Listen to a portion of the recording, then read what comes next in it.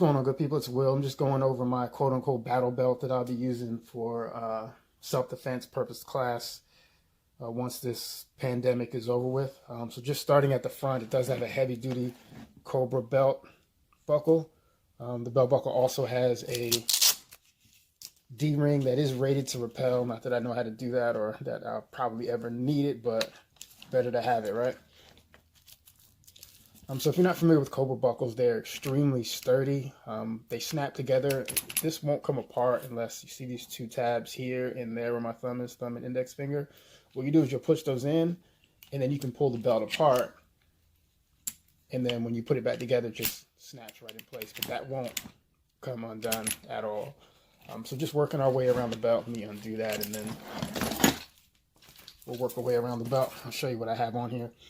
So pistol pouches, I have the triple. These are esstac kiwis.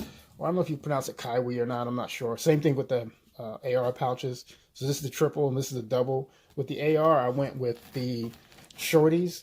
So they have different heights. So some are maybe up here and some are a little taller. I like the short because I use the beer can grips. When I grab my magazine, I want some more space here for me to get my full hand on the mag. And there's still plenty of retention. These have Kydex inserts, so they don't make a lot of noise.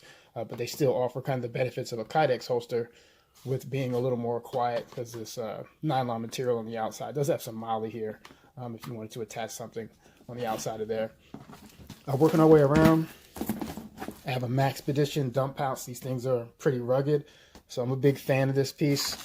Right here is pretty much, if you're not familiar with the dump pouch, you can open it up and put pretty much whatever you want in there. Spare mags, extra mags, I don't know, grenades for those of you that are hardcore like that. So in order to open it, you just lift up the flap and the bag itself will just unfold.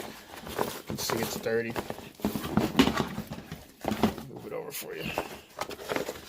But it is big. If you get an idea, the whole mag will fit in there. So you can get maybe 7 or so mags in there, I would have to guess, at least, if that's what you wanted to put in there. But if you don't need it and you want to stow it out of the way, it does have this hole at the bottom as well, so you could allow debris and or liquid to fall out if it does get full of something. And then just to put it back, you just fold it up and then literally just roll it up, and then this piece of Velcro with the hook and loop will attach, and then you're back in business. Coming around, I do have a cat tourniquet on next, and I don't remember the name brand of the holster.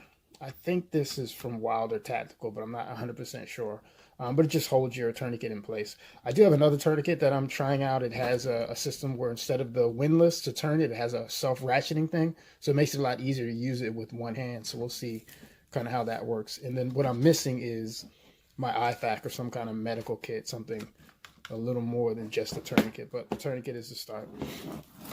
Moving our way around to our holster, I have a Ragnarok from T-Rex Arms, so I have more of their products. I'm a big fan of the holster. Sorry, I shot my hair in the frame. Set up for a TRL. So I have a TRL, or TLR, I always get that wrong. 1 on the end of my gun, HL, so it's the 800 lumen variant. And then I'm holding that with a Safariland mid-ride hanger, and then I have the additional strap, because what was happening is the holster was binding because of the angle of the hanger, so the strap kind of alleviated that. I didn't necessarily need it for stability, but just on my draw. So what I'm going to do, I'm going to cut away and then put this on, and then I'll show you how it goes on, and I'll be right back.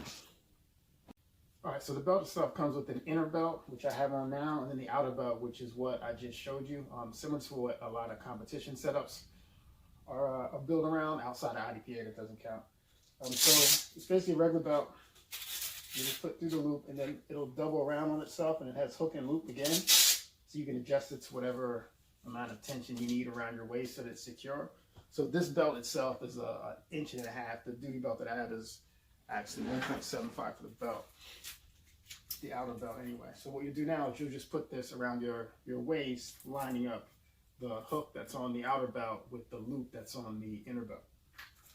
So what I do is, for this, normally I start with the gun, but the way I've laid this out, I actually want to start with my buckle on this side. Whichever way you do it, it doesn't make a difference. I have a lot of hair, so I gotta get it out of the way. So I'll line this up here, make sure I get good contact with the Velcro all the way around, especially behind me where I can't see, so I'm using my hand to make sure I'm lining that up. Get that out of the way. All right, and then lock that in. I already have this set for what amount of tension and what size that I need. I also have my leg strap here.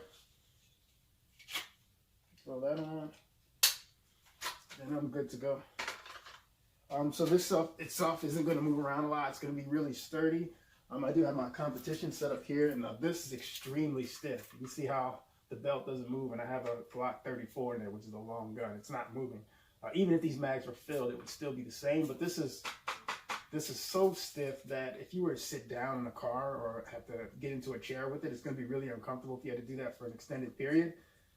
This belt that I have on is actually stiff enough that it's going to allow your gear to stay put, but it's not going to be so stiff that you do need to sit. It's not going to give just slightly, so it'll be a little more comfortable. Make no mistake, if you have to sit down with any of this stuff on for any extended period of time, it's not going to feel good, but it'll definitely feel better than that really thick, super rigid competition belt. So either way, this is what I'm going to be running in my classes that are designed around defensive pistol or AR or a combination of both. And if you have questions, post below.